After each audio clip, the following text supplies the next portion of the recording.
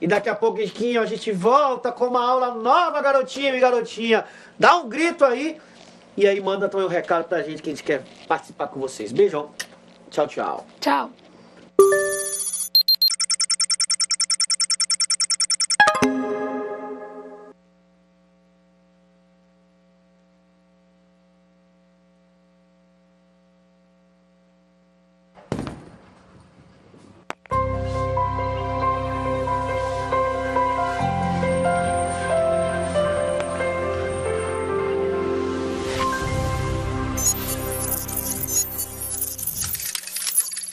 Educação à distância, mudando realidades.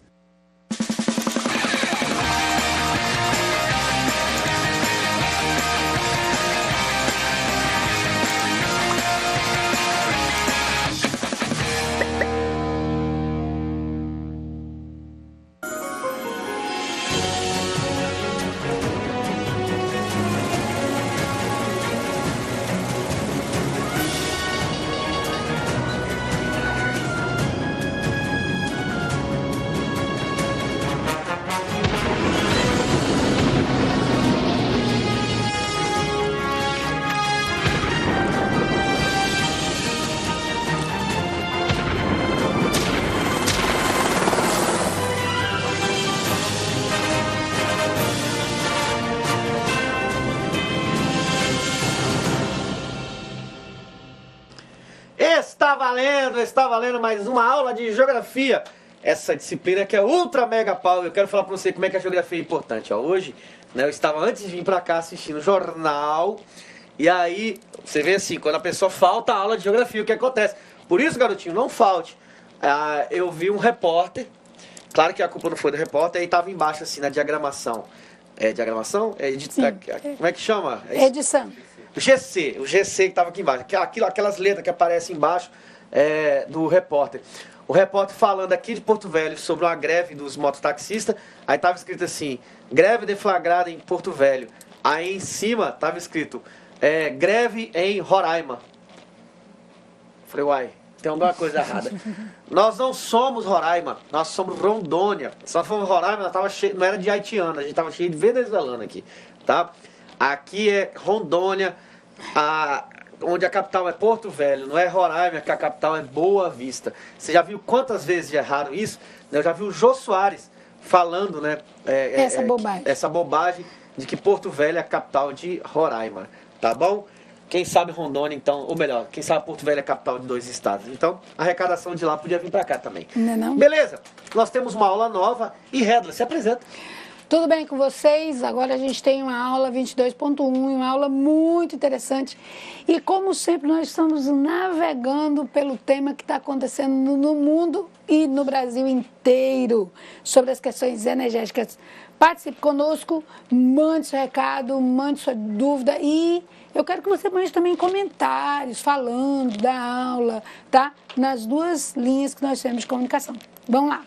Vamos lá. Qual é você quer ler, Reda? Leio sim. Você. A questão energética no mundo, aula 22.1. Item, consumo energético e seus desafios, energia e desenvolvimento. E a gente vai falar nesta aula sobre o petróleo, o refino do petróleo, as principais reservas dos países produtores. Na aula seguinte, a gente continua falando do petróleo. Hoje a gente vai dar uma apanhada geral. Vamos lá para a habilidade.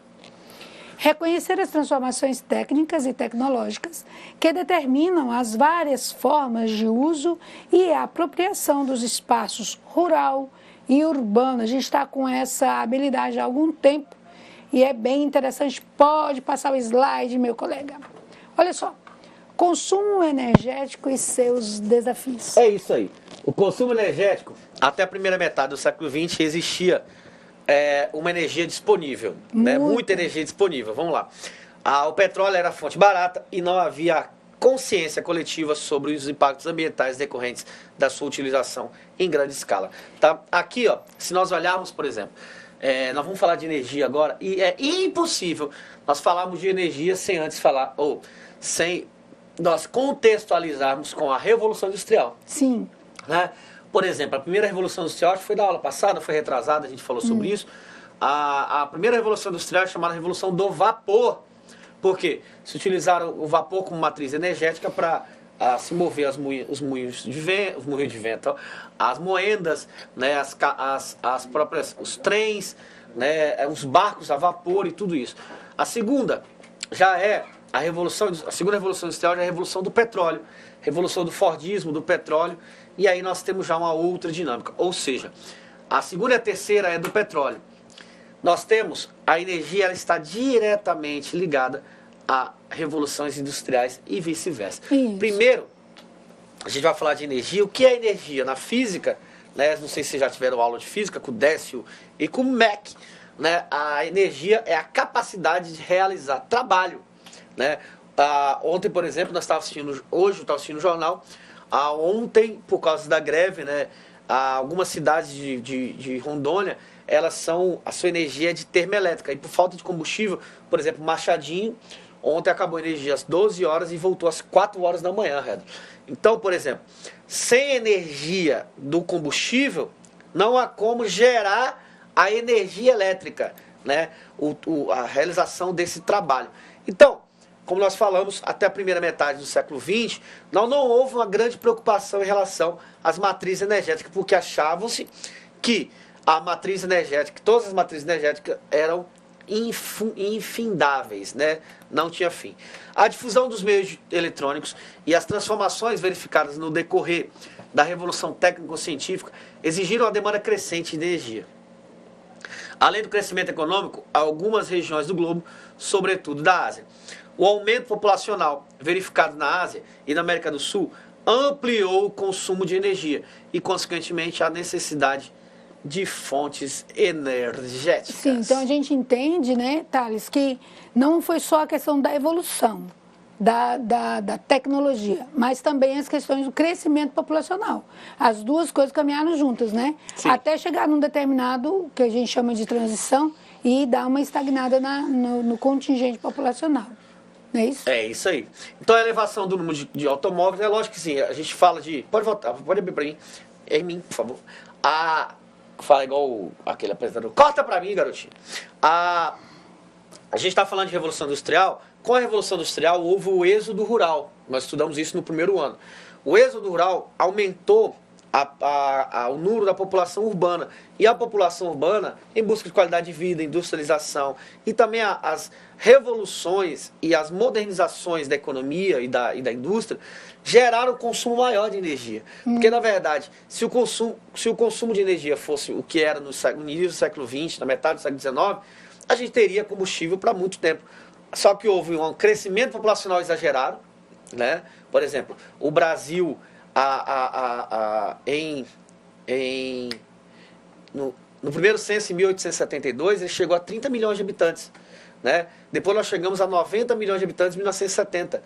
Depois nós chegamos já a 180 milhões em 2000 e hoje nós estamos com mais de 210 milhões de habitantes. Então, assim, o grande crescimento, inchaço populacional e a utilização dessas matrizes por causa da evolução da tecnologia. Hoje você consegue, já pensou assim, ó, a pessoa dá um mini infarto, ou infarto, né? Me corrija os professores de letras aí, mas acho que é infarto.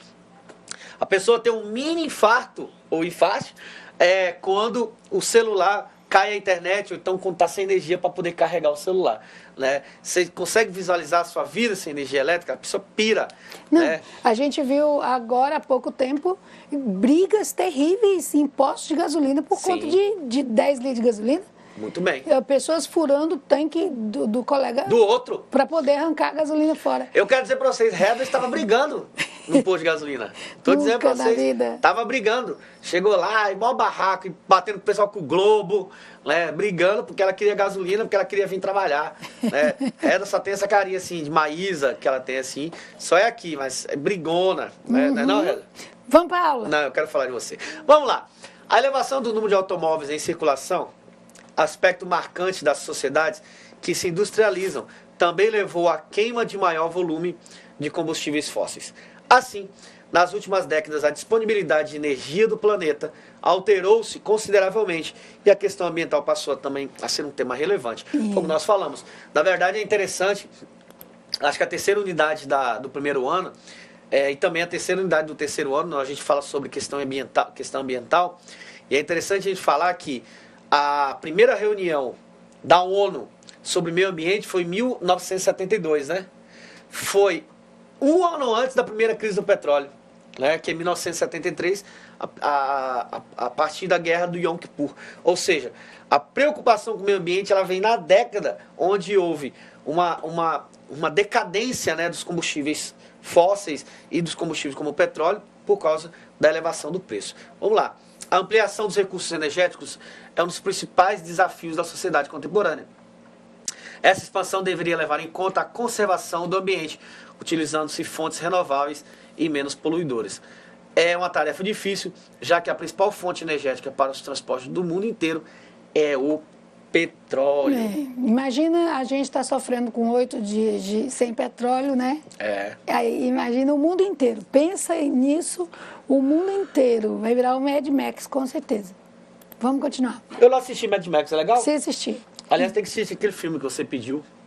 Né? É engraçado, gente, assim, a gente fala de filmes, eu não sei se vocês já assistiram, mas um filme legal para vocês assistirem sobre esse modelo geopolítico. A gente está estudando os parâmetros, né, geopolíticos, sociológicos, né? A gente falou sobre questão de transporte, agora energia, nós estamos falando sobre vários fatores da geopolítica mundial.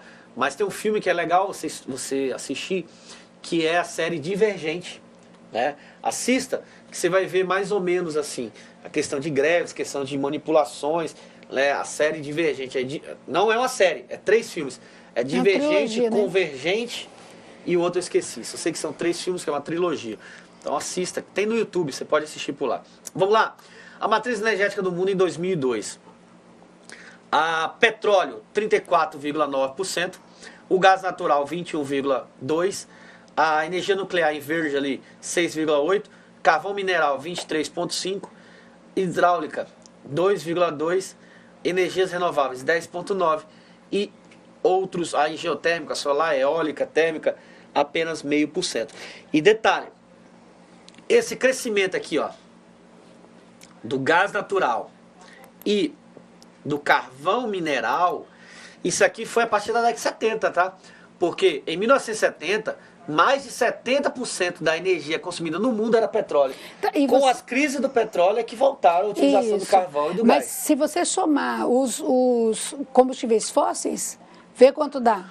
34,9 com 21 vai dar 36,1.